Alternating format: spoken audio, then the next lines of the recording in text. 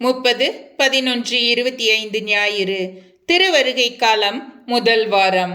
முதல் வாசகம்.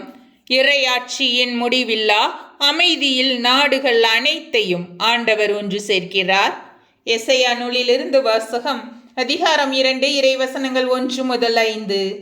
இறுதி நாட்களில் ஆண்டவரின் கோவில் அமைந்துள்ள மலை எல்லா மலைகளுக்குள்ளும் உயர்ந்ததாய் நிலைநிறுத்தப்படும். எல்லா குன்றுகளுக்குள்ளும் மேலாய் உயர்த்தப்படும். மக்கள் இனங்கள் அதை நோக்கி சாறை சாறையாய் வருவார்கள். வேற்றினத்தார் பலர் அங்கு வந்து சேர்ந்து, புறப்படுங்கள், ஆண்டவரின் மலைக்கு செல்வோம், யாக்கோப்பின் கடவுளின் கோவிலுக்கு போவோம். அவர் தம் வழிகளை நமக்கு கற்பிப்பார், நாமும் அவர் நெறிகளில் நடப்போம் என்பார்கள். ஏனெனில் சீயோனில் இருந்தே திருச்சட்டம் வெளிவரும், எருசலேமிலிருந்தே ஆண்டவரின் திருவாக்கு புறப்படும். அவர் வேற்றினத்தாரிடையே உள்ள வழக்குகளை தீர்த்து வைப்பார், பல இன மக்களுக்கும் தீர்ப்பளிப்பார்.